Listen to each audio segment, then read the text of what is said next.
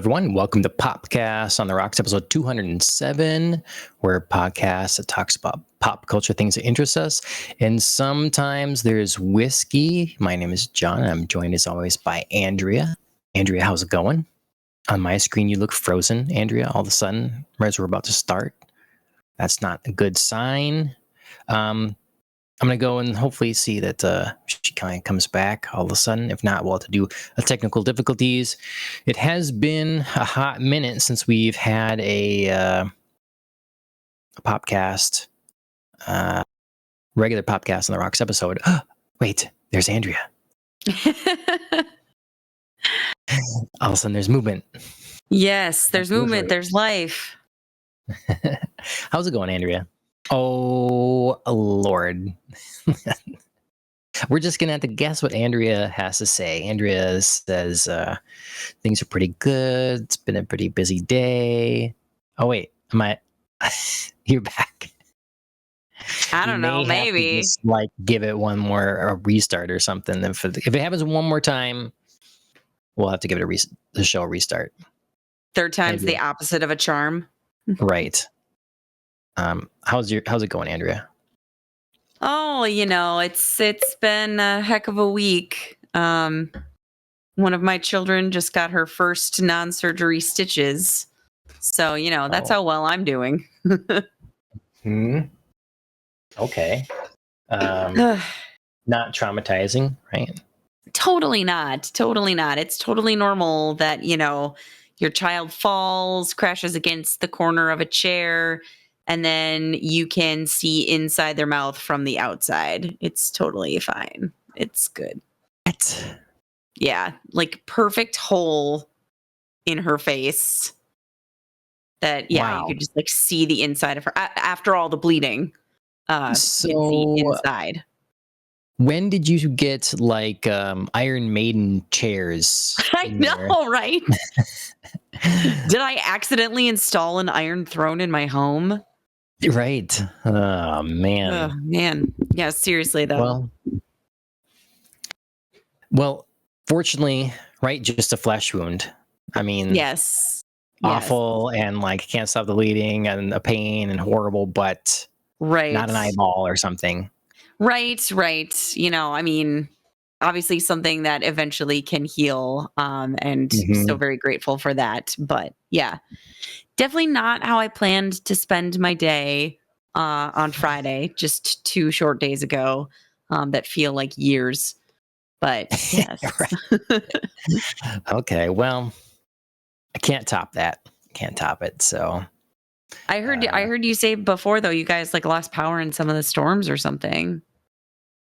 Oh, yeah, we've had appliance issues and things. Okay. For whatever reason, today or yesterday, we had just had the power blip for a second, and then it was getting really warm in the house, and I'm like, why is our AC not keeping up?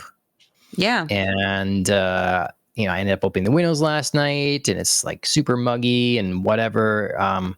So this morning, AC is still not working. It's not really putting out any air. So I got to restart the whole thing. Just as any computer, it's all around my computers now and all the stuff. So I restarted all, and then it eventually works. Okay. And just sometimes those power interruptions can cause that sort of issue. So, gotcha. But I was thinking, great, we're going to have another problem with this. And in my inspection of this, I found a giant wasp nest outside the house. But no. Probably got over a dozen. There's something she doesn't do. It's wasps. Nope. Yeah. My grandpa just used to leave the nests be. Just they're not hurting anybody. Mm-hmm. We don't need them by doors and stuff and whatever. So no, especially with little kids running around. That was always my thing. We used to have 2 or 3 that would just chill right outside our deck door where our kids run outside. Yeah. And it's yeah, they're not hurting anything, but I just know the one time somebody's, one of the kids is going to run out, it's going to freak out and just be This thing is in my Yeah. territory. Get it. And then there we go. We have tears and crying and stings. Yep. Mm-hmm. So Yeah. And then we have our cooktop, a very nice cooktop. It's like been quitting on us. It's tripping the ground faults on the same circuit and whatever. So it's, you can't get it fixed, type of thing. So started pulling it apart and found some pieces that hopefully new parts will come on Tuesday. So we've been out without our cooktop for a few days, and so that kind of stuff. But I will take all of that over bodily harm to my children. So you win. It took a lot. It took a lot to build up there, but yes, yeah. Mm-hmm. It was a rough day. God. I have like all the little sad pictures of her at the hospital. She's like charming all of the doctors and nurses, and getting them to like sing her songs and play Play-Doh with her and read her books, and she was just like her little adorable self. And yeah, I was like holding it together mostly, but also like internally in pieces, just like, oh God, why? Yep. Well, I'm sorry about that. She gets well soon. Okay, so you started for one more second there. I'm gonna finish kind of an opening here before we move on to our drinks, and then I think we should take a brief technical difficulties pause, hang up the call, come back, and we'll get into drinks. So, just as the last bit of housekeeping here, we are live now on YouTube, X, Twitch, and Rumble, so you can find us any of those places. It's Popcast on the Rocks is the name of the main show. That's the channel to find. We're also on podcast directories. You'll find us there later, Spotify and stuff like that. So just make sure if you're watching live, hit the thumbs up, all that sort of thing. Subscribe.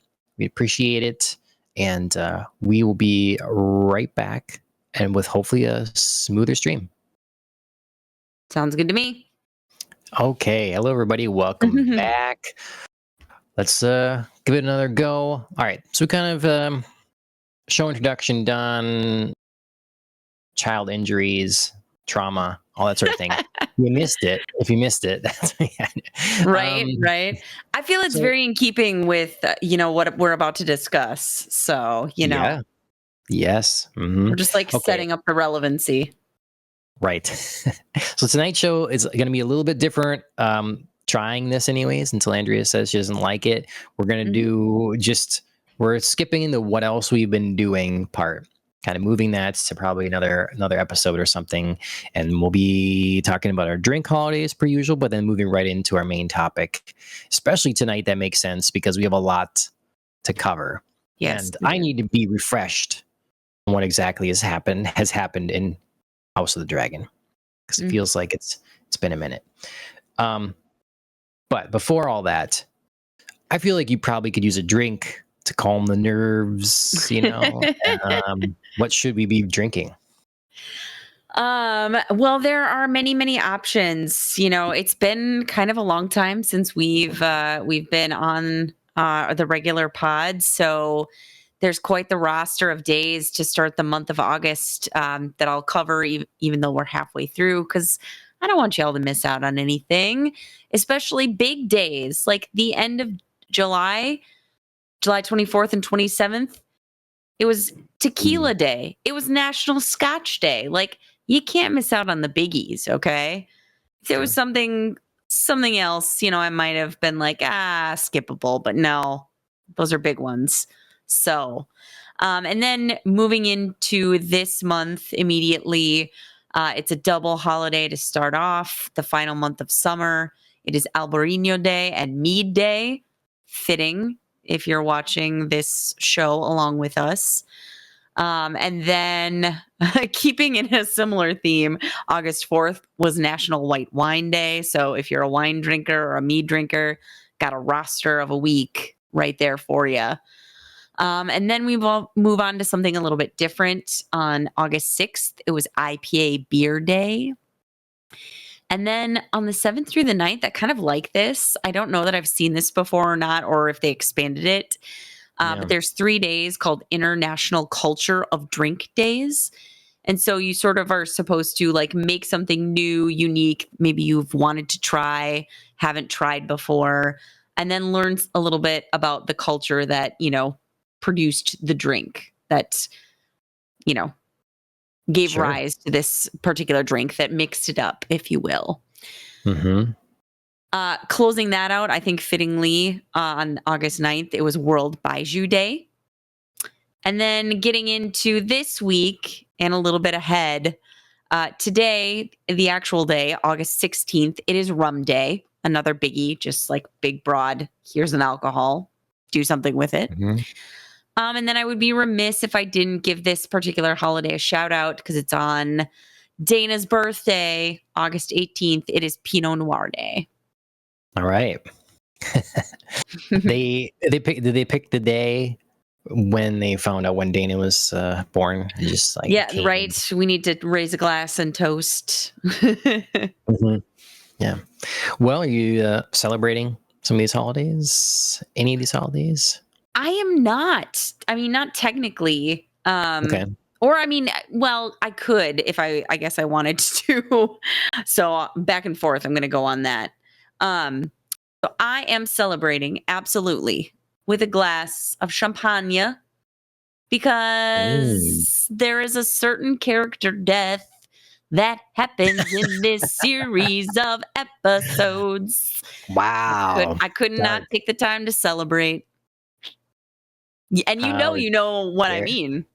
You didn't Of have to think course, too hard I about do. it. No, Yep. I knew exactly what you meant. Yeah. Yep. Mhm. So, Okay. Well, we'll uh, get into that. yes. So I guess I could technically be celebrating a little bit international culture of drink days because champagne Sure. is technically only the wine that comes from a certain region in France. So, Right.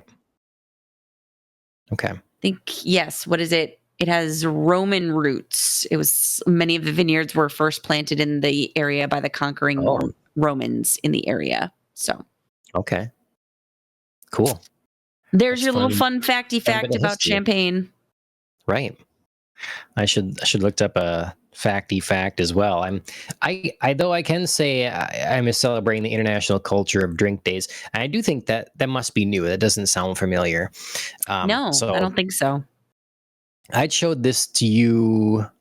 I'd shown you this, I think, off stream or whatever. But this was a gift I got from Yes, that's Ashley. This is right. my Welsh gin, and I Yes. had definitely never had a Welsh spirit before, to my Nope. knowledge. Nope. And so it's this cool bottle. It's called, I don't know how to say it for sure, I guess, but it's called Signet 22 Yeah, that's how you say it. handcrafted Welsh gin. So yeah, it's distilled with Manuka honey. So that was part of the reason she picked it out for me. She's kind of into honey, and this is a good sort of honey that's supposed to have more health benefits. Right. So yeah, I'm gonna taste this by itself The bottle first. is interesting. I mean, I feel like I'm gonna let out a genie, I or something, know. when I I take know. this top off. Is Oh, there any sort I'll of take the top story off. behind the bottle? I don't know. Ooh, good one. Just look it up. Now, I will say Yeah. this smells very gin. Like, it smells delicious, but I feel like I'm gonna have a lot of pine. A lot of pine Sure. going on. Okay, let's see. Wow. I've never had a gin like that. That is for sure. Um, What do you feel it tastes like? that's a good question, but is not what I expected. Based on the smell, I was thinking it was going to be akin to a Bombay Sapphire. Sure. It just has that fruity, strong, you know, it's like junipers everywhere kind of thing. But tasting it, I don't know. Um, my mind wants to say honey because I know it's in there, so I can't say that Sure. that's accurate. Little bias. Yeah, but I'm excited to let you try it because Okay. both you and Alan, we can have G&Ts or something like that because never tasted anything like it. Between this and then like the James May gins I've had recently, you know, we've talked about how much gin varies and it's deceptive. So yeah, anyways, I have that and I put it in this cocktail. Ooh, that So looks delightful. this is muddled muddled watermelon, grapes, the gin, and club soda. Mm-hmm. So I don't know how to say cheers in Welsh. Uh, so just salute. Cheers. Very refreshing summer cocktail there. Okay. All right. Drinks in hand. On with the show. House of the Dragon. House of the Dragon season 3. So do you want to let's see. Where did we leave off? When we last were talking about this, I thought Rhaenyra got some really like bad news. It was not where she found out that the kid was not actually him, was it? I think so. Was it? No, it wasn't where all the gold cloaks were killed. Was that where we ended? Or is that Yeah, but in there? she had, I mean, no, because that was part of these episodes. Okay. Because that was finding out that, I mean, spoiler, spoiler right away, that Ormond was behind a bunch of that. Yes. Okay. Well, we're starting really on season 3, episode 4, and bringing it through to the finale. Mm-hmm. So basically, this half of the season here has been a lot of the mess that Ormond has managed to cause from Tumbleton for Rhaenyra at the Capitol. And Rhaenyra having to decide, like Allison told her, you're going to make choices and do things that you don't want to do, and you're going to become someone else, and all this sort of thing. It's the progress of seeing that. And so we see Ormond's master plans here. He's capturing, what's his name? The sea snake. And Corliss. he gets himself another dragon by making an alliance with Ulf, and and how he's going to hide behind the citizens of Tumbleton, figuring that Rhaenyra won't set her people against her by burning the whole place down. So that's sort of our overviewing what has happened and been the core theme of this second half of the season here. Anything else I need to really add that is super missed that's critical to the? No, I mean, I think everything falls in under the big banner of all of that, Okay. Yep. What would you think about this? So just started that large scale sweeping thing. How are you? I mean, I think we're pretty high on the first half of the season. Pretty happy with how things are going. Both of us having not been book readers, though. Yes, I have since purchased the book. I do have it now, so intending to read it. But the second half of the season, how do you think it followed through? And you like the plots and schemes and the twists and turns? I'm having a hard time with it. There have been some really interesting moments and some really fraught, tense ones, some unexpected plot twists, but there have been some inconsistencies or some things that I feel,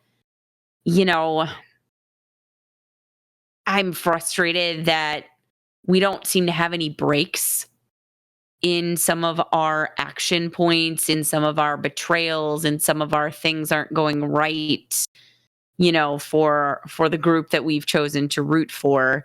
And it's a little bit difficult. Like sometimes you do want good things for your characters. And it feels like there's not a lot of that going around, and it's been really rough this second half of the season, I think. Okay. Interesting. Okay. So you feel like it's just been an onslaught and maybe more pacing issues that we don't have a Yeah. chance to. I mean, but isn't that what Rhaenyra is supposed to feel? Right? She's just, it's Yes. nonstop for her. She's she's achieved this goal. She has moments where she's like, why? What was this even for? Why do I have? So she has to convince herself that she's there for a higher purpose, that she's there because she's destined to be there. And just ending up, because she's had to go through the motions now. And it's just not a simple thing. She's like, I should be here. And it's a disaster. We don't have any money. We've got traitors within the walls. Our citizens don't, my subjects don't like me anymore. Just one thing after another. The rats are everywhere. Now the gold cloaks are dying. We've got a town I can't burn down. I have a husband that's, lied to me about who was riding sheep stealer. Yeah. Sheep stealer. Yeah. Yeah, and like some of those things I totally get and I'm on board with, because they do serve to test Rhaenyra, and they do serve to like create problems for us and tension for us as the viewers. But sometimes I'm like, I talked about earlier where I enjoyed some of the battling between Alicent and Rhaenyra, because it's a lot of it based on a misunderstanding.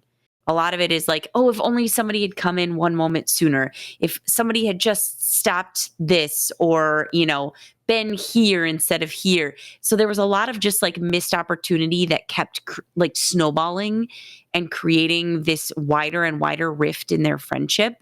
And I really felt as a viewer, drawn in by that. Whereas some of it here feels a little like, really? Take Sheep Stealer. Rhaenyra's mad because she thinks, whoever rode Sheep Stealer caused Jace's death, which kind of feels a little like stretchy since like the Triarchy. Were they not there? Yes, but you know what I mean? I mean, you know what I mean, though? Like, but she's solely focused on this like one thing. And I'm like, yeah. But okay. So maybe she needs to fixate on something because the sorry, I keep doing that. Triarchy has been vanquished. And there's this unknown enemy that contributed to Jace's death, and you're going to fixate on that. Okay. But then in this series of episodes that we've just watched, we get the final confrontation. We get the, oh my God, it was Rhaena riding Sheep Stealer. And instead of being like, but you're Rhaena, you're Daemon's child, what happened? They're just like, yeah, like, kill her anyway, kill Sheep Stealer. And nobody takes 5 seconds to be like, what was that? And Rhaena doesn't take 5 seconds to be like, I didn't mean to kill Jace. Sheep Stealer was wild. I made a big mistake. I was full of pride, thinking I could swoop in and save the day on an untrained dragon. Totally effed it all up. So sorry. Well, she says something to that effect at some point. I don't know, maybe it's to Daemon or something like that. Yes. But she should just repeat that to Rhaenyra. Yeah, I know. Then at least the truth would be out there. And instead of, being like, oh, I killed Jace, like I'm super responsible. It's like, not really. Kind of, sort of. I'm blaming her. I'm He blaming her. contributed, right? Like, but like she didn't set out. She wasn't like, No, you know what I mean? it was Right, manslaughter. It wasn't murder. right. It wasn't murder. So I mean, take Yeah, 5 minutes to say nah. that just so Rhaenyra can be like, okay, I need to deal with this complicated situation, like the complicated situation it is, instead of just bulldozing in, getting her own dragon hurt, Hmm. Yeah, hurting that other was dragon. Like, definitely was worried ugh. about everybody's dragons. I'm like, I oh I my was god, wait for very this now to worried. be the thing to like lose another dragon. Yes, yes, and Ooh. like for the queen to lose her dragon over this stuff, Hmm. girl, you got more important things to worry about, and you have more important battles for Cyrax. It's not this. Yeah, I definitely put in my notes somewhere that I'm kind of done with this girl. Like she really messed up, and then she's trying begging to she leaves her post. She goes against again, it's part of me maybe is like maybe this is how it was, and part of me is maybe this is writers coming from a modern framework Mhm. of how it would be to be a youth in that time. But it's like this would be very normal that Sorry, that we was even said this. adorable. A youth. Yeah. That was such it's old-timey speak. it's Look even at all like the youths. it's even from Sorry. season one, like Rhaenyra just like with the responsibilities. I'm sure kids rebellious phase all this stuff, but it's just I have to imagine there was an order and a discipline, and like these are the things you did. You got sent away. You made alliances, you with marriages. Like this is your. You don't have to live in the feces and the whatever of the street and die of some horrible disease. And what you get to live in a palace, and yes, you have to deal with moving to different places and whatever, being around some people maybe you don't like, and so I just feel like maybe the rebellion is not quite so realistic that we are showcased here. But maybe that's a Targaryen thing we're doing, or Sure. whatever. But anyway, she leaves her post, she runs away, she gets all crazy and messes things up, kills a family member, then comes back and is told, "Shoo, I don't want to see you." She won't stay away.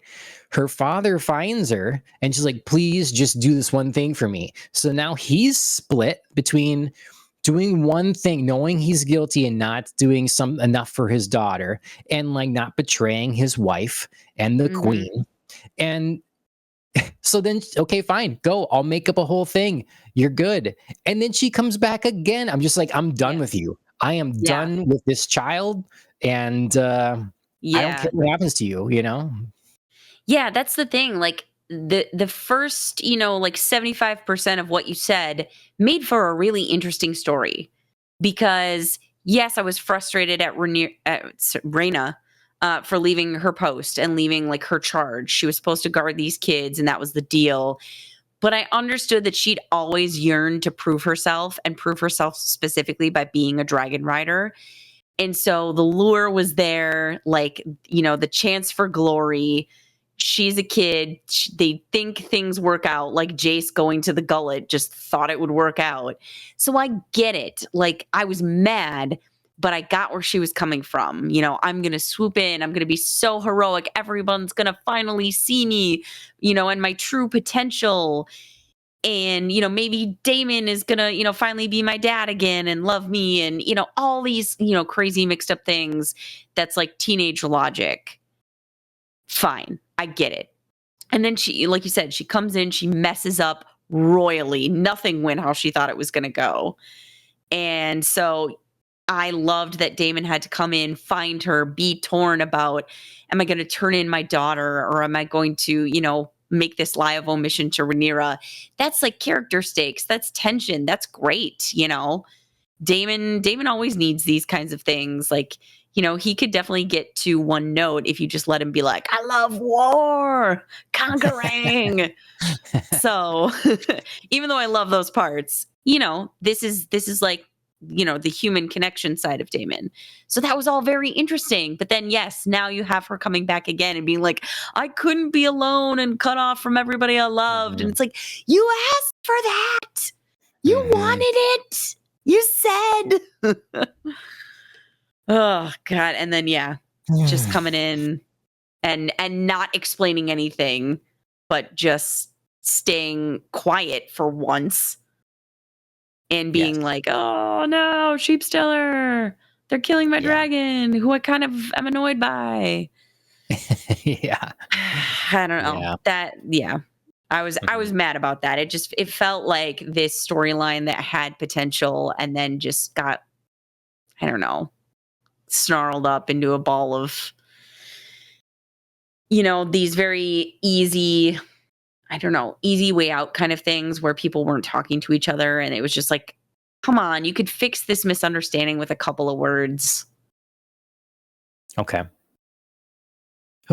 Well, something that someone that could not be fixed with words, Cole Kristen. This despite what's his name? Galen Hightower.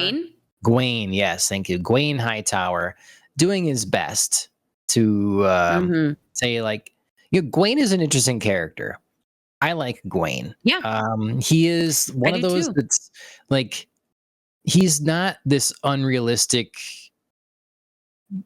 brave, noble sort of guy or whatever. Like, he absolutely does his duty and he's in all kinds of battles and right there, and he's proved his skill and value, but he's also I feel like a realist, and he is one of those that's just not, I'm not ready. I don't want to run out there and needlessly die in battle. That's not glory to me. That's not what I'm aiming for in life.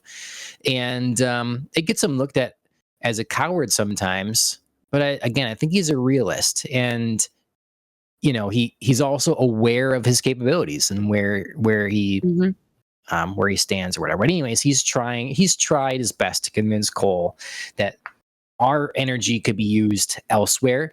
This is not a winning fight, and therefore,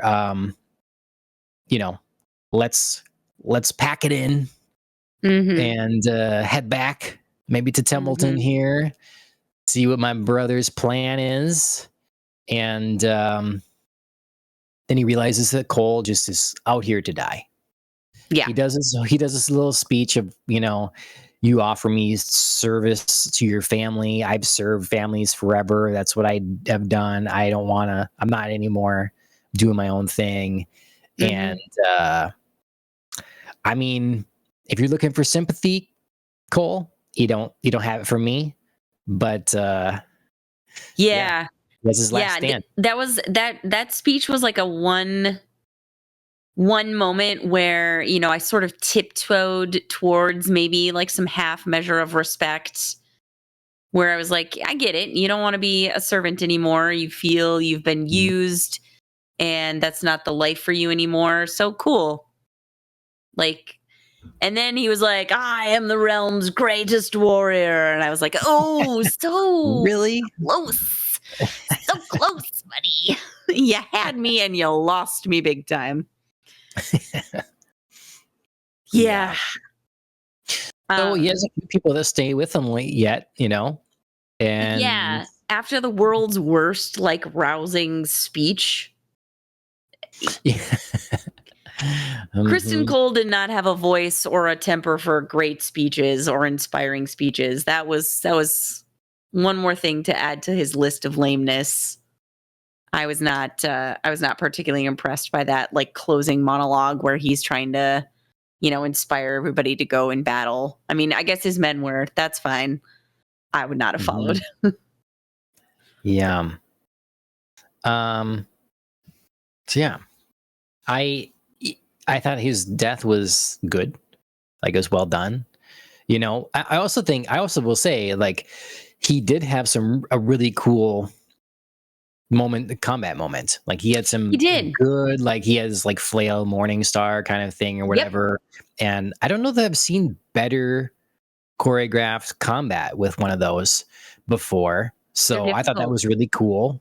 Mm-hmm. They had sort of a interesting setup. I swear I saw someone breathe that was laying there pretending to be dead. Okay. And so I didn't go back and rewatch if that was the case, but I thought it was just a mistake until they all jumped up.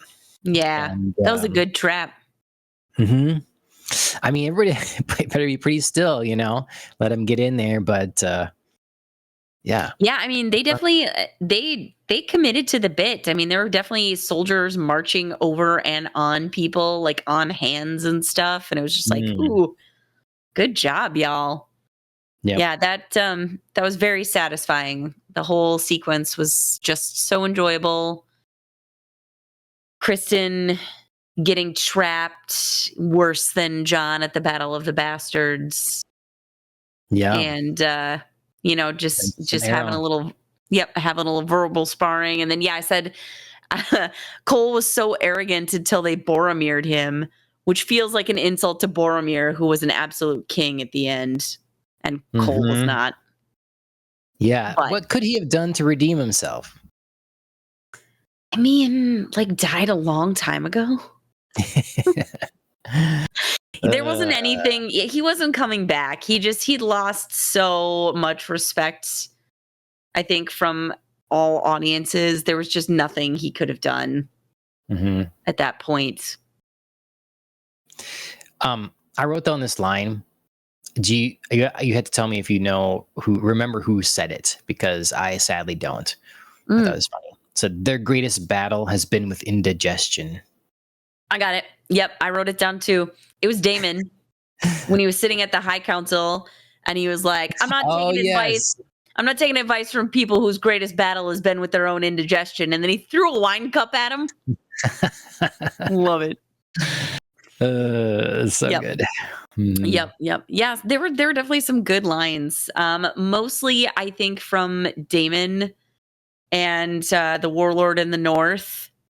They said his name this last episode, and I've already forgotten it because I just keep thinking of him as Chibs from Sons of Anarchy. But yeah, they had some good lines, and Daemon did not disappoint in that scenario. To an earlier point that you made, I think I also really like the character of Gwaine Hightower, even though Hightowers in general, meh. Sure. And I don't think it's a coincidence that his name is after one of the Knights of the Round Table from the time of Sir Arthur. You know what I'm saying? Okay. Like that. I mean, that knight's name was Gawain instead of Gwaine, but I don't think that that's a coincidence. Okay, interesting. So you think? I mean, I'm really curious how this is all going to play out. You think he kind of, do we dare think that he actually does succeed in helping the ward here, Daeron, rise up and achieve some sort of? Yeah, I don't know. I think, it's possible. We definitely leave this season very uncertain of where anything is going. Yeah. We kind of leave the end of this season as a big mess. But yeah, just throughout the season, I felt like Gwaine was, like you said, a guy trying to be honorable, trying to be chivalrous, trying to be like a true knight. And that's often how Gawain is described in the Tales of King Arthur. So I just felt like that there could be some parallels we're drawing here. And he is going to be like, we need to rein all of this bloodshed and chaos in, stop, all of this kind of trickery that my brother is doing, this like nasty stuff back and forth, sending out sacrifices, forgetting about the people. Yeah, there's some possibility there that he leads or helps someone lead out of a darker time into a more chivalrous one. Okay. Yeah. Well, that'd be interesting if there's any of that bears fruit there. I like the character. I like the relationship he does have with Darren. And Darren's smart. yeah, Mostly. he's Link. Hey, yeah, Link. He's gonna be Link in the new Zelda movie. So. Yes, I saw that. I see that. Like I Yeah. can see it. He's got the look. Yeah. He's a smart kid. I mean, obviously he's been raised by Ormond, who is psycho. And at least Darren knows that, but Aware of it, yeah. he's very aware of it, which, you know, I was very grateful for. I was like, oh, thank God he's not just like following this freak show. But also I worry that he's been raised by this guy for so long that there's going to be some sort of imprint. There's some inescapable, you know. That's why Gain's important. Yes, that's why he's important. He's clearly like, you know, the other half, and keeping Darren like grounded in reality. But yeah, I do worry that, you know, there's still effects of being raised by such a sociopath as Ormond. Yeah. Yeah. So I mean, we can talk about Ormond then. You know, he's the guy that he's puts on a good face for a lot of people. You know, we had the whole situation where what's his name? Whoever the white, you know, his wife. Oh no, that's Hugh Hammer. Hugh Hammer, yeah.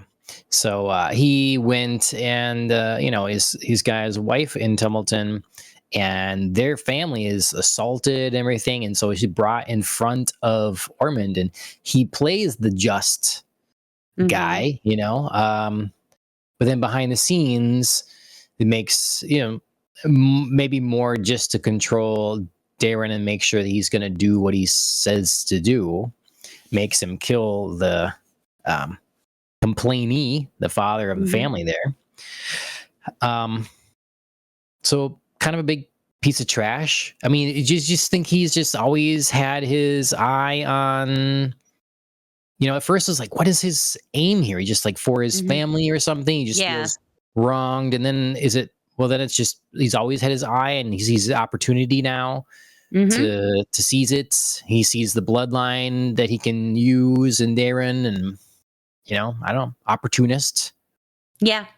Yeah, I do. I mean, I think that he's always had like delusions of grandeur, and he's always believed himself better than other people. And now he's like, maybe I can prove it. Maybe I can prove that, you know, all of this like belief I have in the old bloodlines, and, you know, some people are just born better than others. I can like embrace that fully and actually put action to those beliefs and make my special bloodline ruler of the Seven Kingdoms.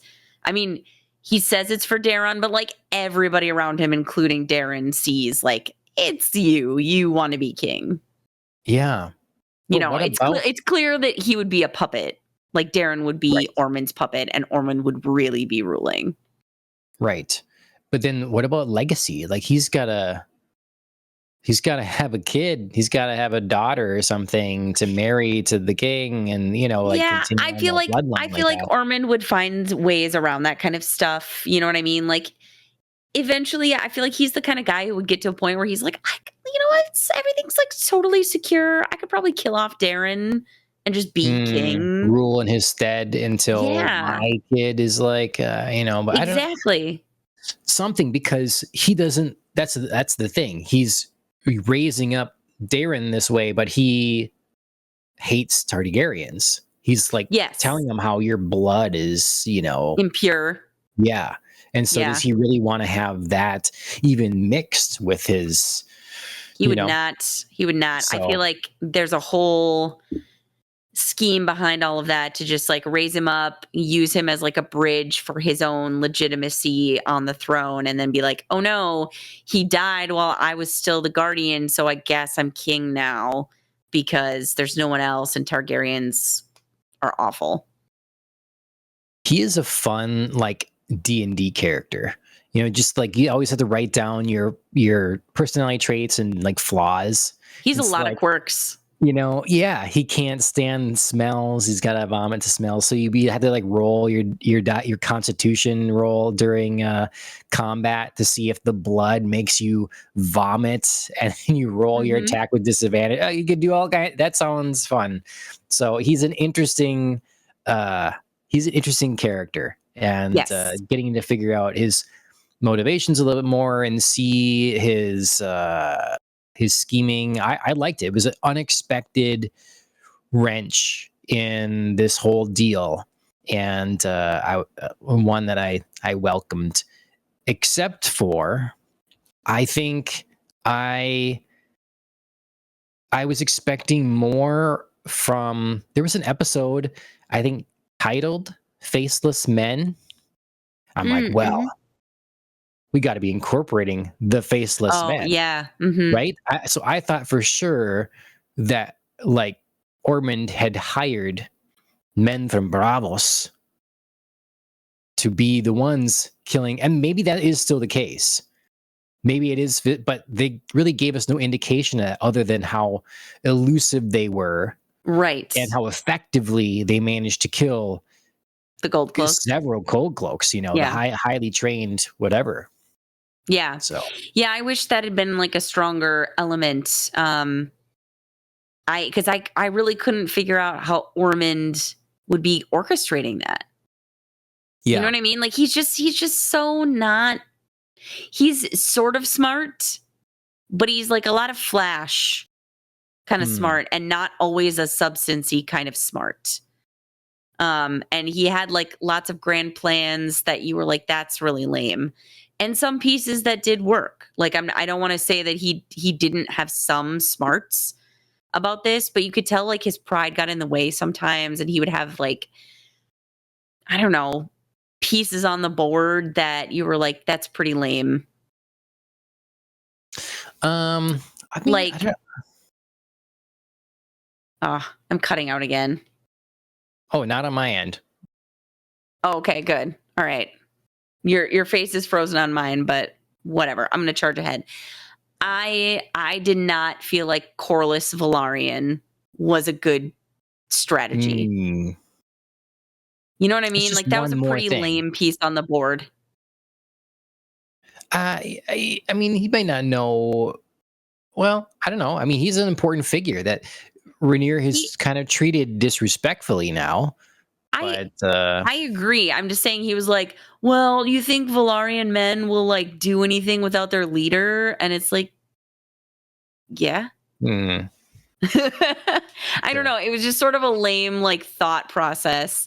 I would actually understand more if he was like, I have a hostage now. Maybe she'll care about getting Corliss or, whatever. But yeah, it was a lame piece on the board. And I mean, everyone knew it. Gwaine and Darren were both like, is this his like special thing? Because it sucks. Hmm. Yeah, it wasn't a special thing. It It wasn't his was a special thing. one more thing. His actual special thing was good.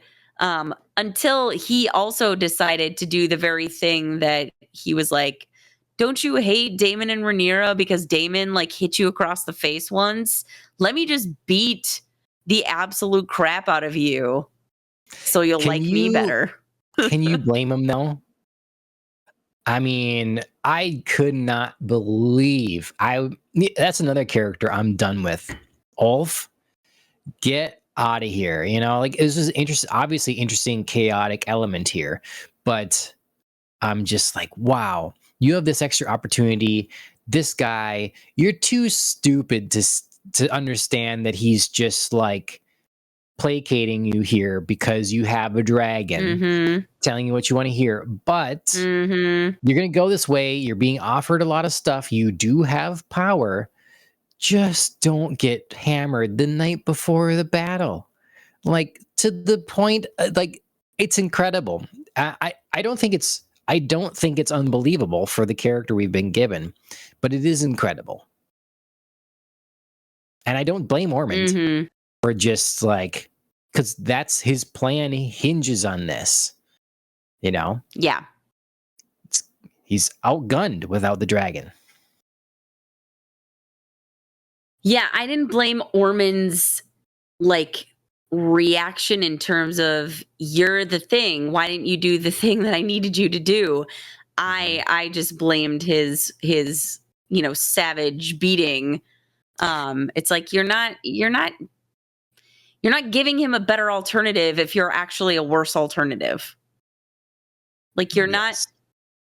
Do you know what I mean? Like, what is like the old saying? You attract more flies with honey than vinegar, or something like that.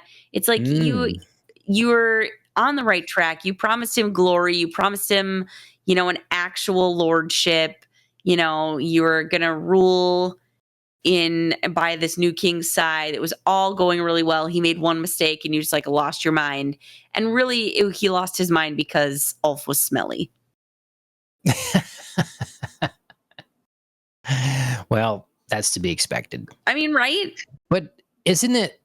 Yes, Isn't it? he was an idiot, and he needed to be there for the plan. But like, really, Ormond lost his total ever loving mind because Ulf smelled. It would have been better off to just kill Ulf and be like, there's one dragon without a rider. For this battle, that's now a free dragon. Run away. Silverwing deserves better. Justice for Silverwing. I really was hoping that he would turn a corner, rise to the occasion. No, nope, it's not happening. And I don't want it to happen now. It's too late. It's too late. So I think, what do you, it's pretty agonizing, that character. What, if you have anything else to say about that, go ahead. But what is the other dragon rider here? You said the Hammer. What do you think of his situation? He's got his wife in Tumbleton. He's trying to get her out. She's like, you weren't here. I needed you here. I did this for you. It was a tough situation. I remember writing, I wrote my notes somewhere. I think that it was, if I remember, back in King's Landing, they were in a tough spot. And I remember she didn't want him to go, but he did feel like there wasn't much else of a choice in this. But I mean, in the end, it turned out there was a choice. She did make it someplace else. She did move on and had been getting by in Tumbleton with the rest of her family. So it looks like it was an option, but at the same time, it's like, how do you turn down if you are possibly an acceptable candidate for being a dragon rider? That's a hard thing to say no. So I don't know. I feel bad for the pair of them ultimately in that situation. Andrea looks like she's maybe back. You went from one stern face to another. I know. It's my look tonight. I'm patching myself in on my hotspot. We'll see how long I last. Okay. My internet's been patchy. Sure. All right. Well, that's good idea. Yeah, I was just asking what you thought of what's his name, the Hammer, and his wife, Hugh, and that situation. It's not good, man. This also feels like another opportunity for everybody to be right about commoners riding dragons, because I feel like Hugh's going to turn on Rhaenyra. You know what I mean? And they're just going to be like, I feel like they're going to be like, oh, it's because commoners really shouldn't be riding dragons instead of the other, million things that were going on. I mean, Ulf, crappy guy. Like, I've always been upset that Ulf got a dragon, and I don't understand Silverwing's choice. If we missed it earlier, justice for Silverwing. She needs a better rider. Mm-hmm. But I mean, Hugh, I liked, and I was on board with him. He seemed like a decent guy, ready to rise up and be like, oh my God, I've been chosen into this great thing. I want to live up to the legacy, live up to the Targaryen name. I have standards, morals, a family to take care of. I've got some like very grounding things. And now that he's lost that, I feel like he's going to blame Rhaenyra and turn against her. Okay. And it's going to be like boy, this experiment really ended badly. And it's going to like reflect on that rather than people's individual choices. So sure. Yeah, I think that's all fair. I mean, getting a dragon so quickly and then having to go to war so quickly, at least it seems with the way they pace that out, it seems, I was saying like, I sympathize with both of them because I remember them being in a really rough spot. And so he thought this was a way out, but she's like, no, let's stick together no matter what, sort of thing. And it would be hard to turn down the opportunity if you like really maybe could ride a dragon, like that really could improve your station in life, even though Ulf doesn't see it now. Like he has no sense of the responsibility, that it's just like, well, look, I should have a dragon and I should be bathed in gold and do whatever, get to do whatever I want now and stuff. And so, but I don't know. It's pretty sad for the pair of them. So, but Damon tried not to burn the whole place down. Kind of, he really did. Kind of wasn't really his fault.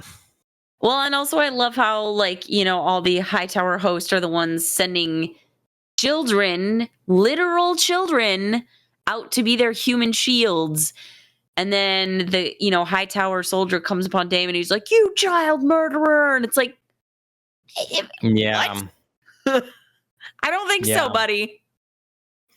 Yeah, that was it was a well done, like if we recall, Daemon's done some hard things and some not good things, but he definitely was like, get the F out of the way, kids. Right? Like, like you're not being held right there by anyone. Move, So he does have a heart in there, and things didn't go as to plan, as you expect when you have dragons and idiots. But I don't know. I think that how much do you think Ashley's been on board with this for quite a while, that Daemon's right? If we just listen to Daemon, you'd be in a better spot. Because how much is it, like he had this conversation with Rhaenyra earlier where it's like she's trying to rule the way her father would want. She's trying to respect that. And Daemon's like, you have like 6 dragons. You don't have to ask for anything. You rule, like you've won, but you have to take it. Do it. You need gold. Take the gold. You have enemies. Burn your enemies. Like you're sitting here frantic, crying, trying to do this the polite way. Get it done because we can. And to his credit, he's been pretty patient with all that. And in this day and age, in the world in which we're seeing this conflict occur, I don't know that I feel that he's wrong in just like settling everyone the fuck down. Like just laying down the hammer. This is what's happening. We're in charge. And then it's sort of settled. Now you could have pockets of uprising and people start talking, whatever. But like the major threats are all quelled. And then it's up to you to try to make things generally good for your subjects. But you can't do any of that until you are actually ruling in the position of power and your major threats are eliminated.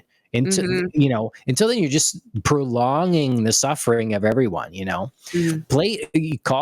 could, if she would have done what Daemon said and called Ormond's bluff, you wouldn't have dragons attack Tumbleton. So it'd be over. We would have been over many episodes ago.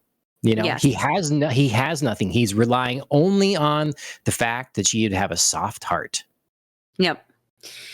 Yeah. I mean, I I mostly agree with you and Ashley by extension.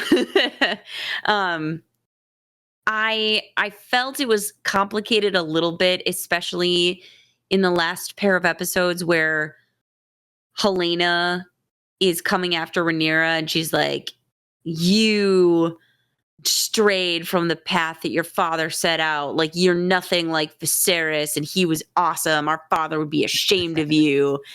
And Rhaenyra was like, okay, but he left me this mess. He didn't do anything to prevent all of this suffering either. So, I mean, I get that Rhaenyra feels like caught between the, you know, the aspirations her father had for her and like his style of rule, which worked for him. Mostly, I think, because he got lucky.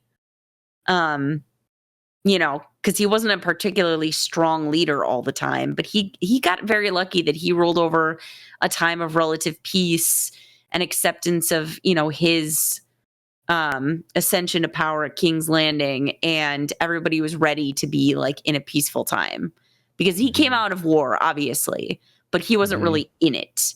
And everybody was just like eager to settle down and rebuild. So I think he got really lucky ruling over this like really great time. Well, and then, he could have not been that person, though. He could have not accepted that peace, and he chose to. He could have been more Daemon at that time and like not settled for it and gone. So. But like it worked. Like his choice to be more peaceful worked out. Was an option. It was an option for him. Yes. Option, and it worked out because nobody really like rose up all that bad. I mean, the Triarchy did, but they were already going to be like a problem and a thorn in the side of the Seven Kingdoms anyway. So it's not like I have, this longtime ally over here who's, stirring shit up. So I think combination, he made some good choices, and it was also like good timing for his style of rule. So Rhaenyra's caught between that and Helena being like, you should be like your father. And I'm sure other people thinking she should be like her father. And then Daemon over here being like, don't be like Viserys. So it's hard. I get it. But I agree that I feel like she should meet the moment, be a little bit more Daemon, be a little bit more assertive. Maybe Daemon's, leaping ahead a little bit, like in their conversation when he's like, we could just rule the whole effing world. And she's like, start here. I agree with her on that. She needed to start here. She couldn't just be like, I'm just going to fly all over and like do the stuff. Because you can't fly if you don't have like a base to fly out of. So King's Landing was going to be her base. But starting here means like making peace here. Yes. And that might require all of that. A heavy hand. Yes, I agree with that. And I agree that like she should have gone after Tumbleton much earlier instead of like drawing it out and giving Ormond time to make really horrible, horrific plans that involved like a lot of death and destruction and a lot more suffering for people. So I am understanding her struggle, but I do think that Daemon was right about a lot of things. Not everything, but many things. Yeah. Yeah, and it makes him, by the time he gets to Tumbleton, like he's so eager, he's like, now is the time. Now we, and yeah, we can't let it go on any longer. So, well, he's not interested at all in Gwen's deal, and it's interesting. He calls, the sea snake. No, why I can't remember his name. Corlys, a traitor, which is it flipped. He's such a, like, other than his sons, which he's come around on, he's such a sort of honorable guy, and he seems respected by those he commands and stuff. And so we see him at the end, like, despite him being made prisoner a bit ago, he's picking Daemon up and saying, come on, the town's lost. We're getting out of here. He's just not afraid of these younger guys and whatever, he's really confident in who he is, what he is, and the people that follow him and all this sort of thing. So I do like him. And that's another thing that's really you know, been another misstep. I think we talked a little bit about earlier in this was Rhaenyra's handling of Totally. his heirs Totally. and how she wouldn't. I feel like either the writers are thinking this or it's getting in Rhaenyra's head. I can see this though. People in power, they think that everyone is aware of them, all their goings ons, and like everything they say, they're waiting on bated breath because, I'm so important. Obviously everyone knows Right. Everyone what I'm cares. doing. Yeah, everyone cares. It's not just about trying to eat that day, or do I have to cut off my son's leg because it's gotten too bad now, the disease, or like, no, what is Rhaenyra's family like right now? Right. Are they legitimate? And like, what will I do if I think they're not? Like, no one Right. gives a shit. The people that do will be other houses competing, like, oh, we can use this as an excuse to claim this or that or whatever, So when Corlys is trying to name some heirs and Rhaenyra does not give that to him, and we talked, I think that was maybe the last episode we covered before, and calling her out that her sons are bastards. Yeah, it's going to be interesting to see what happens with him moving forward. So I want to touch on that quickly because I do think two things. One, Daemon was right because he also was on the legitimize Alan and Adam side. So a stronger case for Daemon's logic there. Two, though, I also love Alan's absolute read of Corlys when Corlys is complaining about Rhaenyra not legitimizing his sons, and Alan is like, oh, you mean the thing you couldn't do for 30 years? Right. No, for sure. Ooh, absolutely. Like priceless. It was like, yes, I agree. She made the wrong choice, but also you gave her 5 minutes to make that choice and you had 30 years to try to make it, buddy. Like, let's like climb down off the high horse. Yep. So as soon as I really like gone, Alan. Okay, so let's talk about Alan. I like Alan too, except two things. If you say Bela, I will agree. Bela. Where did that come from? Weird. What? Like zero fucking where. There were no building blocks. There were no steps. There were no like hints. There were no moments, nothing in the corridor. No. I was expecting Adam. They've been spending all that time together, riding dragons, sharing moments, like having little bonding conversations. I would have bought that. I totally would have bought that. They are also like, I have no idea Alan's age, but like Adam and Bela are way closer in age. Whatever their ages are, they're closer. It seems that way, yes. Alan looks like 45 and Bela looks 17. Yes. Do you know, like the age gap there is huge. It is weird. Yep. I agree. And then it is apparently, you're not the only one thinking that, where you just said his name. Adam? Yeah, Adam. He's also thinking, oh, yeah, maybe we could have a thing. That was an awkward moment. Just real awkward. So, needlessly awkward. This either is a thing that was in the books that they did not have time, that they chose to not make time to set up. Yeah. Or it's not in the books and they just threw it in here. I have to imagine they have future plans. I hope so. You got to make it make sense. Yeah. So. Yeah. Address this in some way, even if it's just to like kill it, which I would be happy about. Even to kill what? Their relationship, like the story, the idea of them. If you're just going to like address it down the line just to like put the kibosh on it, like that was an idea we had and just kidding. That's fine. I don't care. You can get a mulligan on that storyline.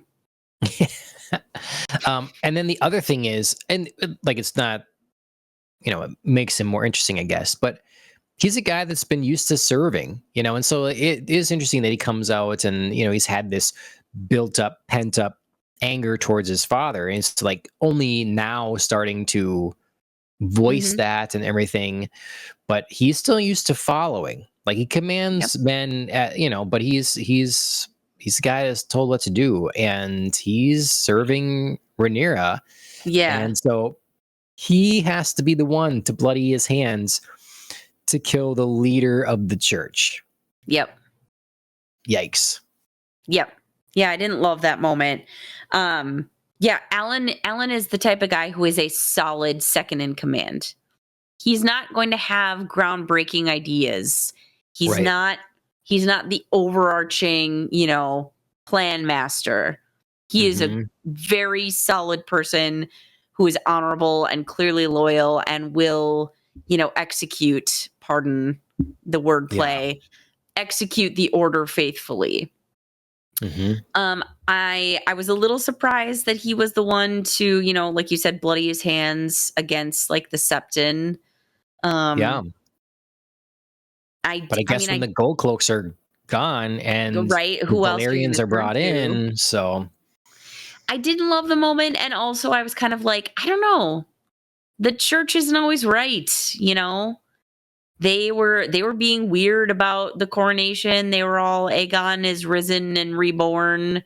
Like, I don't know. But isn't he? I mean, he is, but also like, were they really thinking he was supposed to be legitimate in the first place? Like, if he was dead, why were, if they all thought he was dead, why were they so reluctant to confirm Rhaenyra? Felt like some latent sexism going on there. Well, could be. And some political games for sure.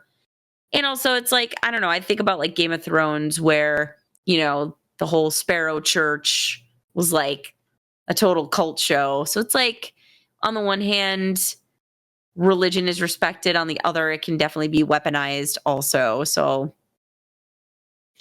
Yeah. Well, I mean, I just think that it's so if you look at it from the church's perspective, whether they thought that Aegon was the real proper ruler and that the seven have chosen him and all that sort of thing,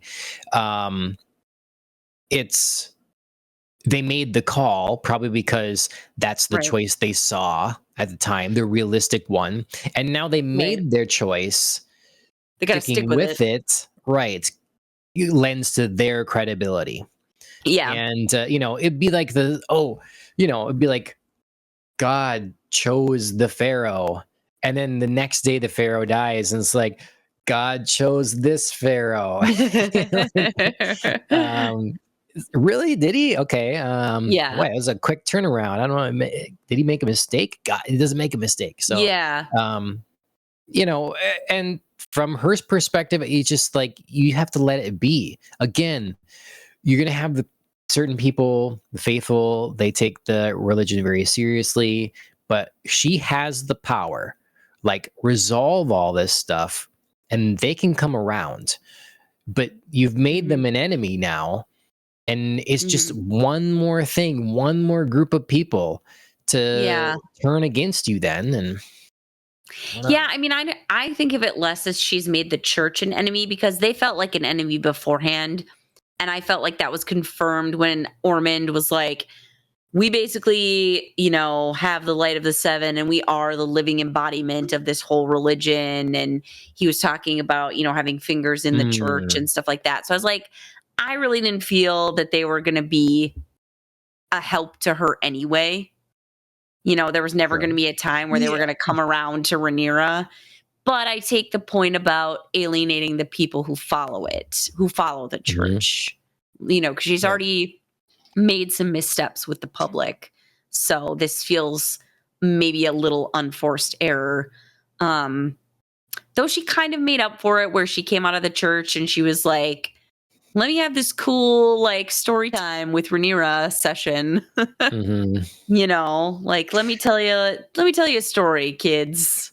Here's the story. I am destined to be here. Without me, you're all going to die to a horrible cold winter. Right? I mean, she's got to try something. Great grandchildren are done for. She had to try something. She wasn't getting very far. You know what I mean? It's a little Yeah. desperation move, but I mean, she's trying. She's trying to like plead her case to the people and see what happens. So try something, do something.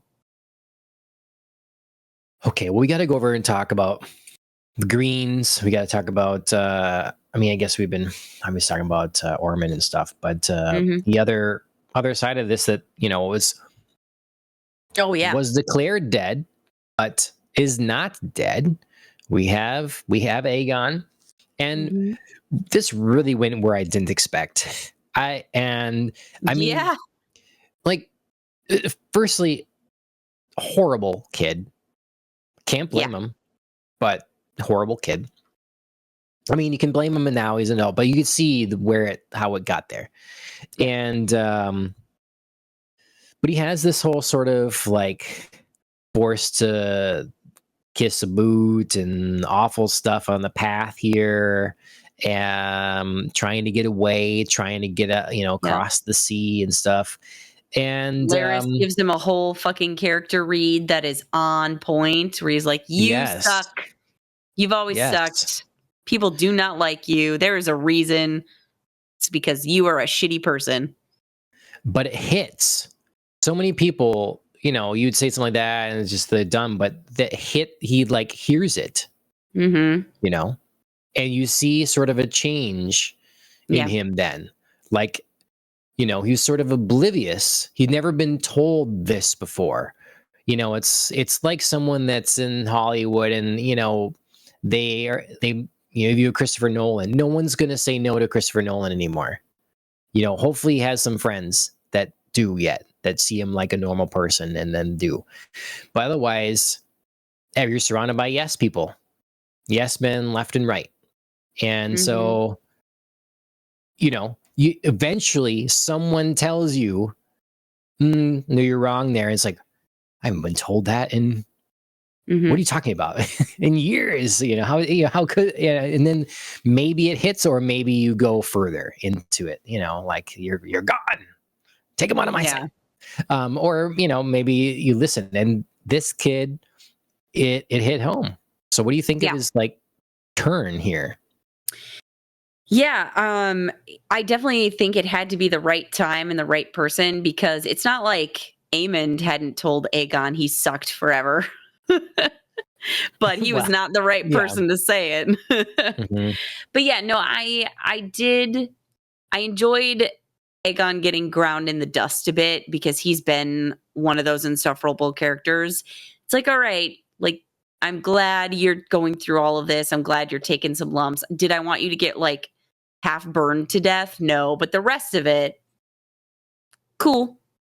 Yeah. But rising out of it, I gained some measure of respect for him. There was obviously a few different pieces driving his rise out of the dust, which one was revenge, straight up. He wants to go kill his brother for killing him and his dragon. Sidebar, very sweet moment between him and Sunfire. That was very sad. And two, I do think he took to heart, like, I haven't been acting like a king. And so he's trying to make some choices going forward that's like, what would a king act like? How would a king be?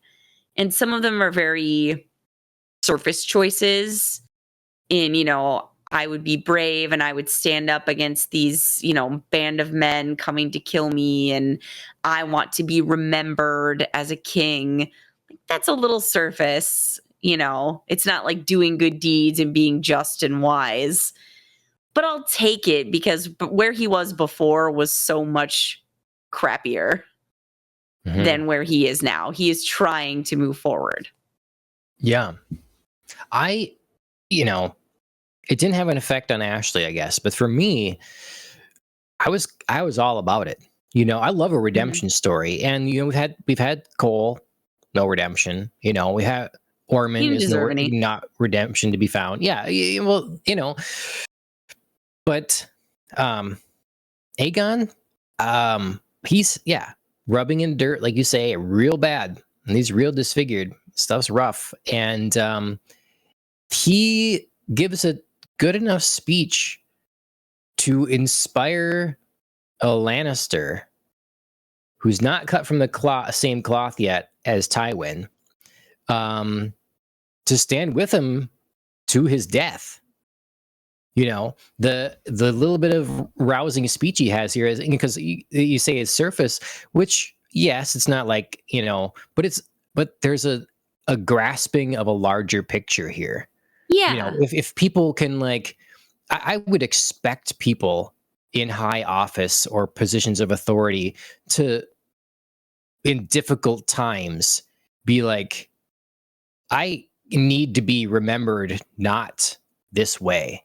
Like, I must be remembered because that's something that lasts.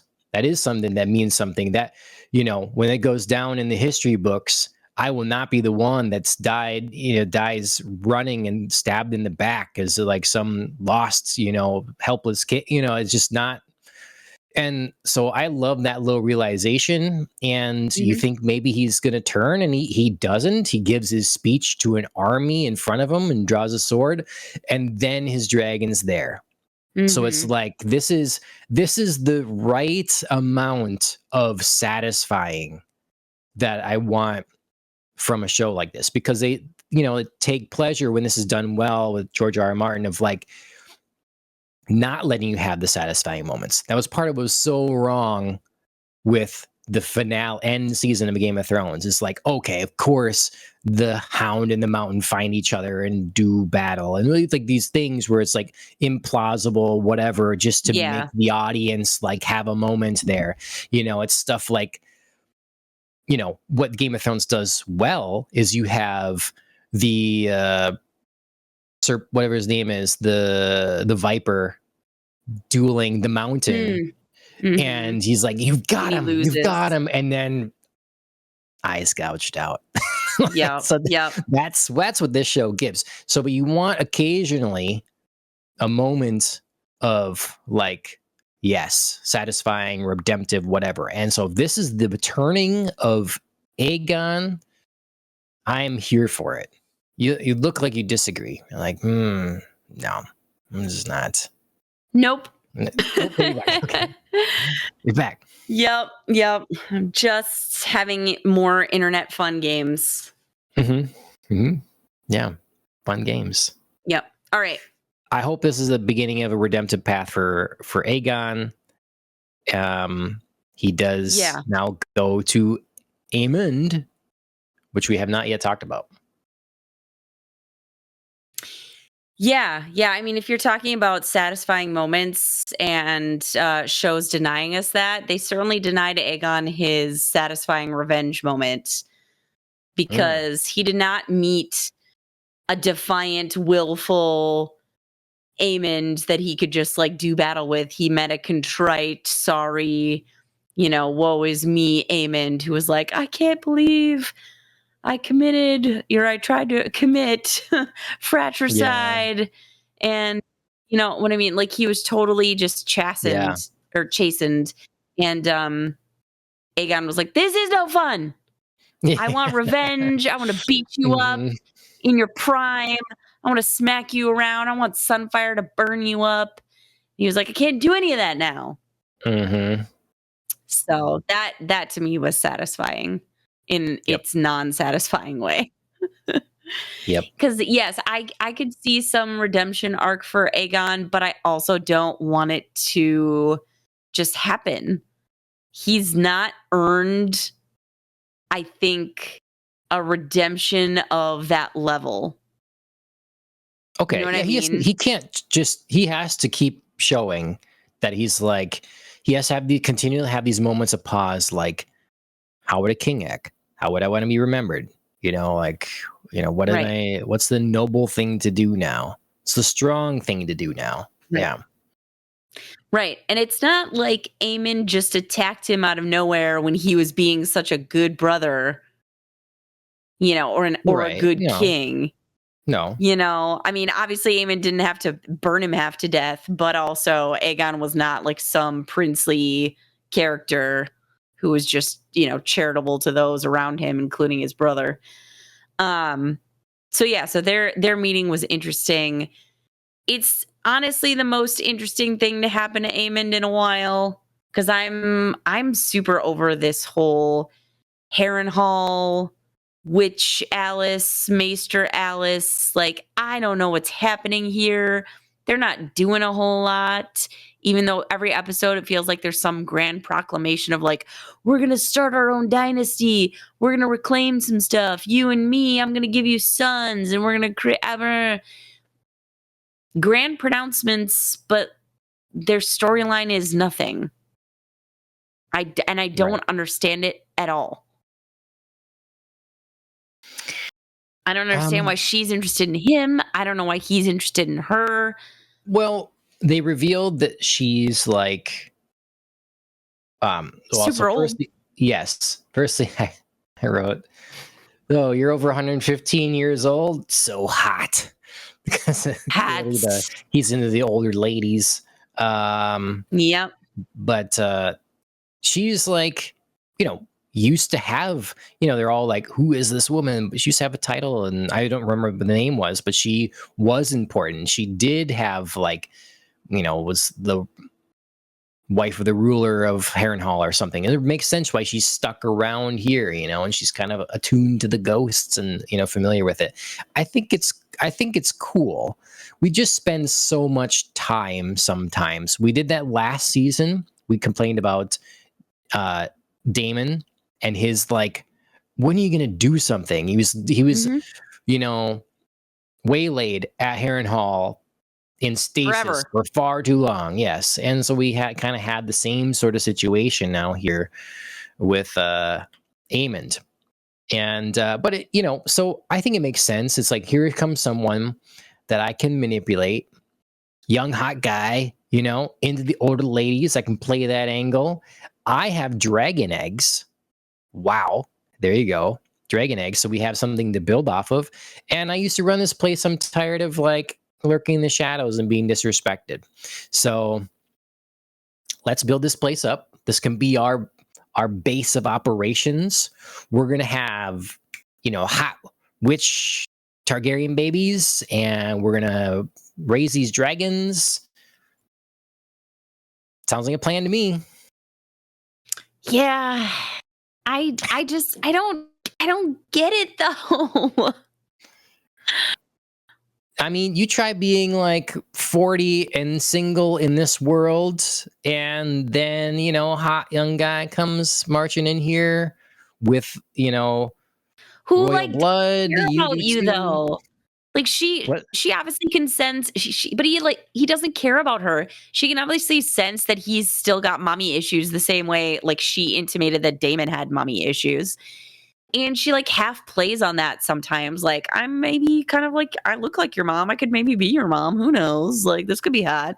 And then he, she like half plays into it sometimes. Then half the time she's like, oh God, you're such an idiot. All you want is your mommy. And she's frustrated by it.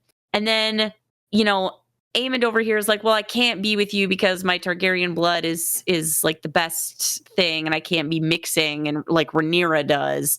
And then he's like, oh, just kidding. Maybe I will with you. So like, I don't get all these like motive changes. I don't get how these people just suddenly decide to go for each other and help each other. I don't see why she wouldn't have just like kicked him out in the first place and just been like, I just want Harrenhal. I can do it my own self. Well, maybe she thought there was an opportunity when Daemon was there, that we can, again, dragon eggs. You need a Targaryen, Right? Well, and so when these Targaryens keep, right, but he was not having it. He has someone. Yes, but she could have definitely, I think, used those dragon eggs to barter something better out of Daemon. Especially when he came out the other side and he was all like, thanks for the visions. I saw the cool prophecy. I know where my place is. You helped me get there. Like, that was the moment to be like, and also dragon eggs and give me Harrenhal. That was a moment. I think he totally would have been there at that moment. Maybe. He's like fixed in his life. He knows who he is. He's confident, Aemond is basically a child, you know, and he's Ugh, kind of at this that's so point a gross. broken That's so child, gross. and you know, so He's he's like able to be using her to, manipulated. yeah, but he's like using her to replace his mommy issues, and she's using him to replace like her dead son, and they're gonna like be romantic about it. That is just like next level weird. Well, yes, it is, but you know, when we move on from that, Andrea, I know. But yeah, I don't know. I didn't really get them. They also just okay, didn't do a whole lot. So they were some of my least favorite storyline. I still don't understand why yeah, she cared about like the other people and sent her like weird monster thing after them. get out of my castle, you know, out Yeah. of my castle. She's a cool character. You're I don't find like the writing to be very logical around her character. hmm. I think she sees these men as the means to reclaim respect and position, and you know, that's just, and Maybe. you know, she can, you know, have children then with them and like restart. This is her opportunity, Yeah. you know, other than like, you know, a whole bunch of people that are around there that like mistrust her. She's sort of the witch, stay away, you know, whatever. And you know, they just be commoners. I'm not, Mhm. you know, to her, I'm not just some commoner. Like this is just her means to a path up, you know, Sure. path back. Yeah, I just feel like if we're going to talk about awesome female characters, like she has the potential to be one, but right now I want less of her on my screen and I want more of Lady Erin of the Vale. She is kick ass. She is awesome. I wrote in She my is like, notes, I like this woman of the veil. I don't know her name, but yes, yes. I don't remember what her first name is. I know she's an Erin, but yeah, she is awesome. She takes no shit. She's got snark. She can like go toe to toe. She's fun. She's a so secure in couple, her power too. She's very just like, I rule the veil. Thanks all. yeah, Enjoy my rule. there's a couple impressive characters that are just fun when they're on screen and they're you know, it's, I love watching competent people, you Hmm. know, and a couple cases that come to mind is her, and then the Tully kid, Oscar Tully. Yes. You know, Yes. what a way to for him to rise to the occasion and like have a logical head on his shoulders, and like it's just Hmm. constantly been like impressive. Those two have been Yeah. impressive figures. So. Stable, solid, Hmm. like very smart kid. Yeah. Hmm. Um. Yeah. I see him as like a good foil for Darren. They're both Mm, like smart kids who like clearly see the situations around them, including the adults around them. Obviously, Oscar's following somebody slightly more stable, even though we've all seen Damon do some questionable stuff. Like, he feels comfortable enough serving Damon, whereas Darren's mhm. like, okay, I see clearly, and this guy is not stable. So what do I do about it? And he Yep. asks smart questions, which apparently he shouldn't. Ormond was like, don't ever ask me a smart question again. Don't ever beat me in a game. Yeah. you know. Well, then he was angry about it, but he said, "Don't apologize for your victories" or whatever. So he did. Yeah, that was such a lie though. Right? Like it was basically Yeah. like don't apologize for your victories but really don't have them in the first place. Hmm. Um Yeah. and I think it was like a way for him to save face and be like, "Oh, I'm Right. still so magnanimous and I'm such a ruler that I would Hmm. tell this kid, give him the life advice of don't apologize." But yeah. Yep. Okay. What else have we not really talked about that we should? You know, kind of can pick at things for quite a while. Oh But if there's gosh, something yeah. that you haven't addressed that's important, one of the side plots here, and an important character. You know, we Mm. have what's her face? That's very sort of, I don't know what to think of her. You know, but she's been sent away now. Rhaenyra's right hand woman, Missaria. Yeah. Massaria, I'm at a peace by kind of situation. yeah, I felt like she was trying to worm her way in as Rhaenyra's most trusted advisor, which I understand, but I kept feeling like you're doing this at the wrong time. You are yeah, undercutting Daemon all the time and sowing doubt and trying to be this like leader. King's Landing is not effing settled. Rhaenyra's rule is not effing settled. Like you should be greasing the wheels to make sure that this like ruler sticks before you try to start replacing other people. Because Daemon was mhm, absolutely chill with like letting bygones be bygones for yeah, the time being. So don't hold to that truce forever. I understand that you don't feel he would let you alone, but just now is not the effing time. So I was cool with her when she left. yeah. Something with the kind of boldness. They get too bold too quick, and Mhm. it comes off as sort of desperate, or you just can't Mhm. bide your time. It's like you're not a master at this, like a Varys or a Littlefinger, Yes. where you Yes. just like you take lots of blows and lots of defeats, and you just like take You, them with grace and yep. whatever. And Gotta behind the absorb it. scenes, you have your other people Yep. working and stuff. It's not so direct, Mhm. and yeah. So, mm, Um so I think we gotta close out touching on two other women here. Um Helena, right? because she was a big part of these last couple episodes. She refuses to leave King's Landing because she can't leave her children. And then we find out she's got a baby on the way, which somehow magical time jump is Aegon's. Okay. Even though I don't know that the timing really made sense because I could not figure out how far she was along. Yeah. You know what I mean?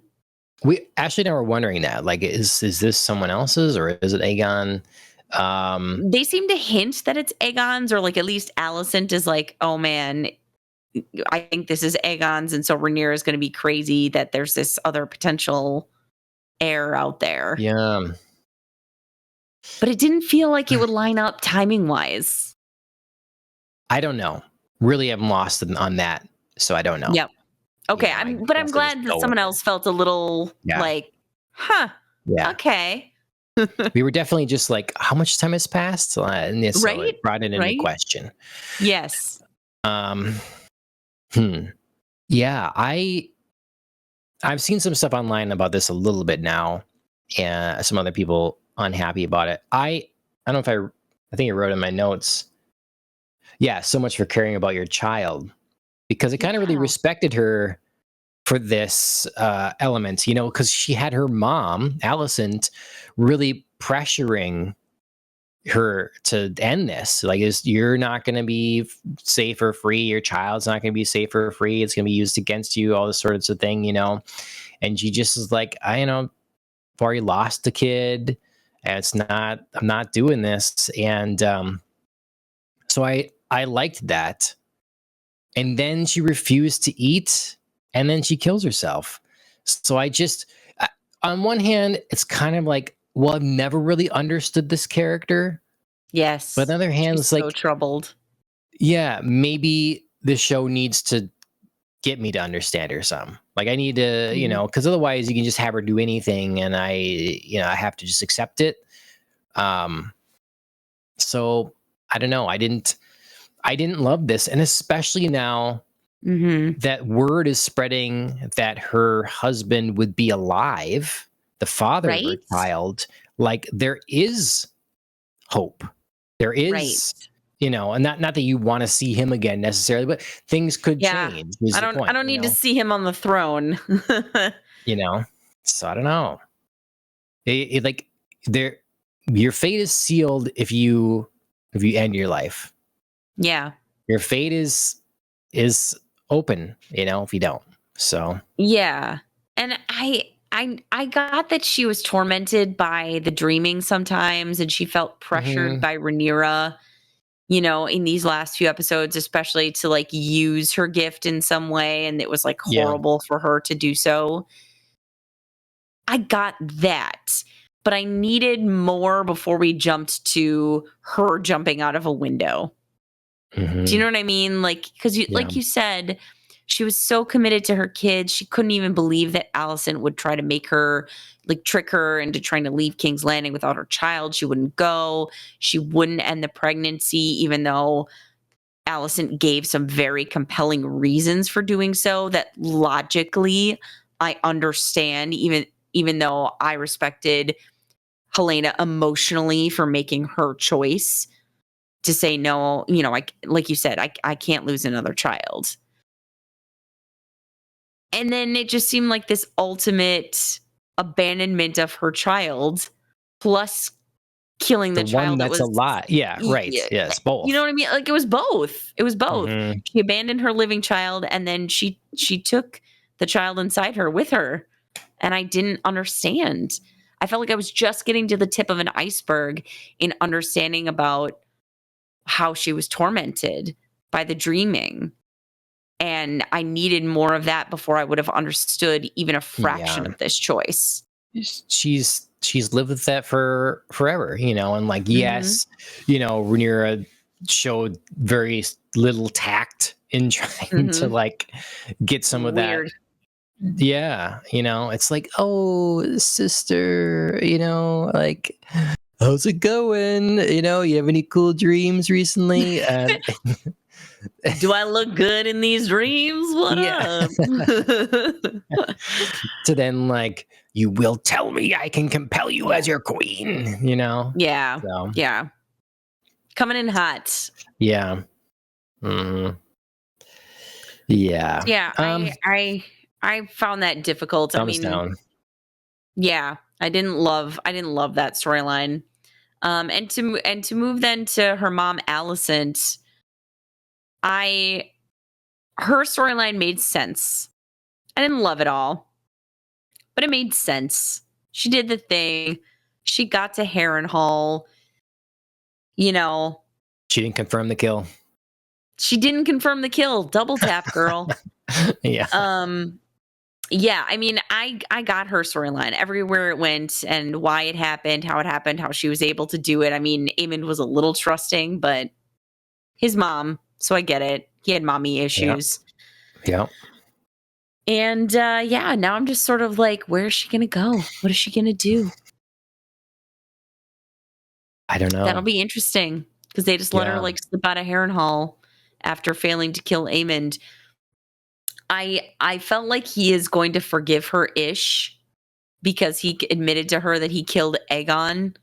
And so, Well, he's still guilty about it. Yeah, maybe.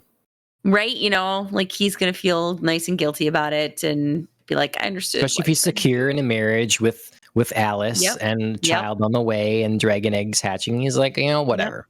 Whatever, mom. Hmm. I got a new mom, wife, Yeah. I got a lady. new mom wife. Oh god, ew. But it does feel like with Aegon maybe rising, with Helena dead under Rhaenyra's watch, Alicent is going to become some sort of secret threat, or at least try to, against Rhaenyra. Maybe. I feel like she's just in a position to say peace out. Just gone. I mean, I would understand. She's gone Yeah. through quite a bit. Hmm. But yeah, it feels like maybe she could be some sort of piece on the board to Hmm. try something.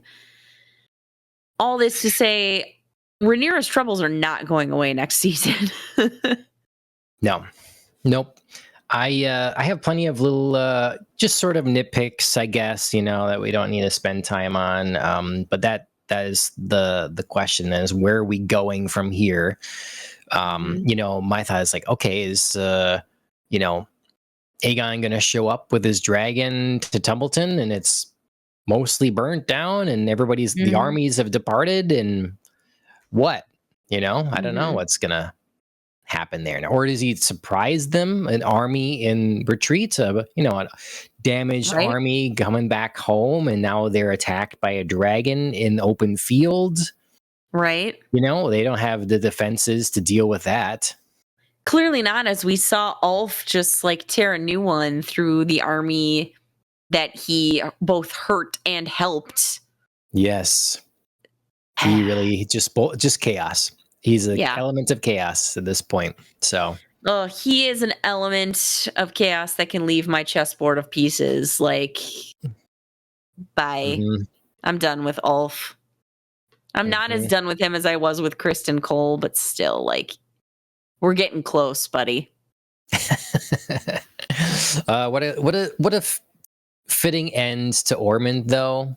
So that's the fantasy is it's like fitting end to Ormond, and then like kind of cool end to our Viking Stark Northerner guy. I loved him so much. I'm gonna miss him. I really Yeah. enjoyed that he was just like, hack off my arm. I don't care. You're still going down. Yep. Like, I'll shoot my blood in your eye because I know you're grossed out by it. So good. Yep. Oh, he was a fun one. Yep. No, it's if you want to be remembered, take notes. That's how you go down. Mm-hmm. Yep. That's true. So I really don't know where it's going. I have the book behind me now. Like I say, I'm wondering if I should read it before the next season. It looks like possibly. I mean, it sounds like a lot has changed. I'm very curious of what has changed. Mm-hmm. Here it is. There we are. So I've never read anything by George R.R. Martin. So that's right. I forget you hadn't read any of the GOT books. Nice. Yeah. I also bought A Night of the Seven Kingdoms.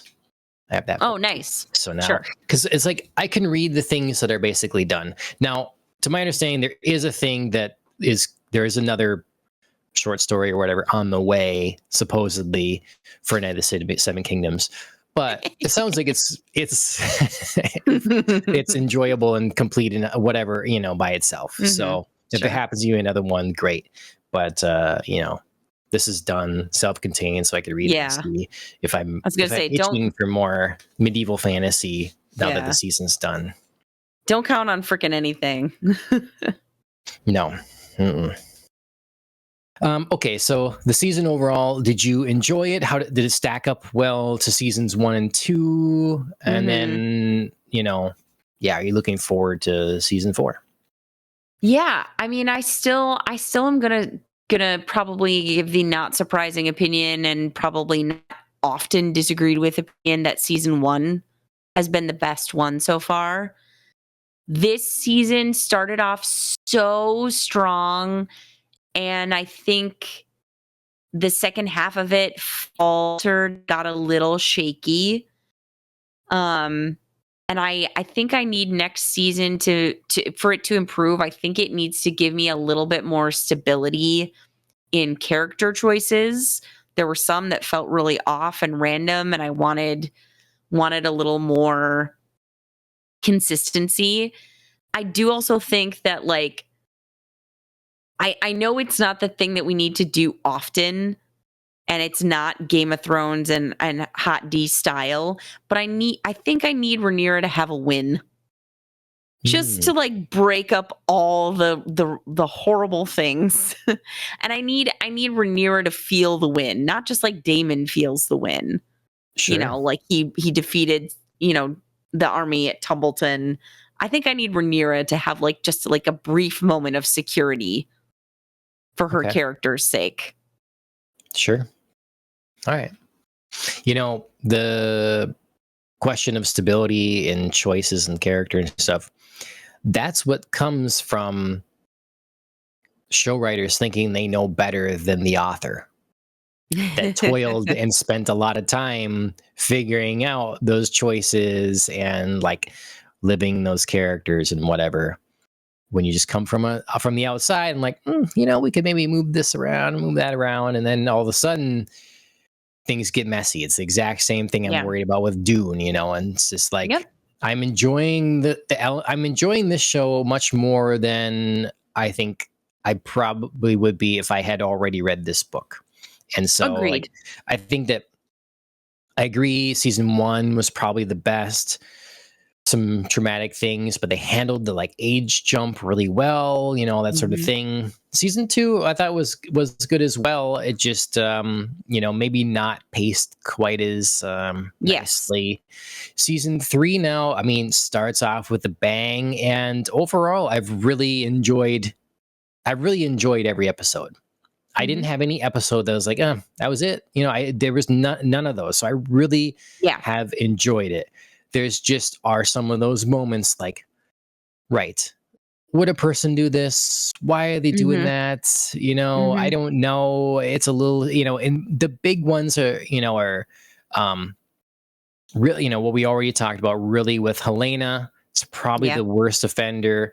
And then with like, the small stuff like a relationship out of nowhere with Alan, and then just like kind of spending time with like Damon's kid that's just make up your mind, go away, you're causing problems. Just some of these frustrations, wasting a little bit too much time in Harren Hall with Alice, and some complaints there. But overall, I really have enjoyed it, and I'm looking forward to what comes next.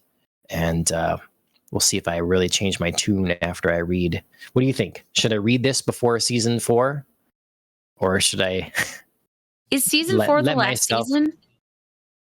I don't think so. I mean, okay. Because if it's the last season, then I would say no. Because what would be right? Why frustrate yourself before the last season? But if we're going to have like 2 more or even 3 more, then yeah, go ahead, read it. Let's see. Okay. Yeah. I don't know. See. I'm gonna look up final season of House of the Dragon. Some good art in here. I saw a little breakdown. It will officially conclude with its 4th season. Oh. Okay. Well, I guess this book will sit and collect dust then. Yep. Yeah. I say wait until the 4th season. I mean, also we just could enjoy the show for what it is. Yeah. We could gauge on like how long it takes for the 4th season to come out. So I don't really know if it's going to be, several years or something. So you could also gauge it on that. But yeah, if it's a reasonable time frame, I would wait. Okay. Fair enough. Okay, Andrea. Well, another season of House of the Dragon. Yes. The books wrapped up just in time for Renfest to start. It did. I don't know what I'm going to do now for my, medieval fix. I know. I know a lot of people that always want to play D&D. I'm like, but guys, it's so demanding. It's so much work. If someone wants to run it, I'm there. But for me to run it, it's just like that has to, with my schedule as it is, that has to be the thing, right? That I do as an extracurricular thing, because just I'm not okay. I'm not okay now with my world just winging it too much. I got to have enough set in place and whatever. So I don't know. I can always start. Actually, for shows, I don't know. Did you ever watch Loki season 2? This is not obviously fantasy, medieval, or anything, but did you watch season 2 of Loki? I know that I started it, but I cannot tell you with certainty if I finished it. Okay.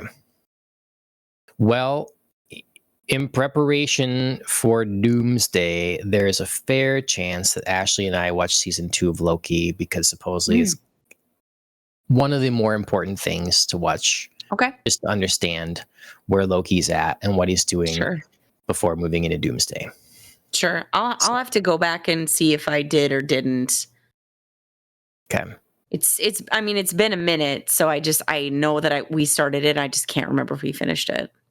Yeah. I didn't start it because, the overall quality of so many things were going downhill. And my issue with season 1 of Loki was not that it wasn't a good show, but that Loki didn't seem like Loki. I remember that being my critique. Like, the show would be really good if it just didn't have anything to do with Loki, because it just doesn't, it's not him anymore. It didn't match. Yeah. But, I can give the second season. It's not that many episodes, I don't think. So no, that's something I'm looking at here. We're kind of prepping for Doomsday stuff. I'm already set up for Dune. The big movie's come out this year yet. And sure. We got to finish X-Men 97. Yep. Yeah, I don't know when we want to talk about that next, but sooner rather than later be good, especially being Phil kind of can't make any sort of podcast for the anime stuff. I think might as well just finish up X-Men soon, and then we'll have to hit go anime adjacent. Yeah, then we'll have to get into anime proper, maybe watch the Demon Slayer movie for next week or something. So yeah, indeed. Yep, I haven't watched that yet, so I was waiting till closer to our whatever discussion we plan. Yeah. Okay, well, that'll be it from us. That's Popcast on the Rocks. Thank you to everyone for watching, listening. Again, we go live on YouTube, X, Rumble, Twitch, all those places, so you can follow us anywhere. We're also on podcast directories, Spotify, Apple Podcasts, and several others. So feel free to follow us there, leave a review, all that sort of thing. Killing the Flower, they wrote our theme song, Killing the Flower. So you can find them on music streaming services and YouTube. Mike Bryant Racing.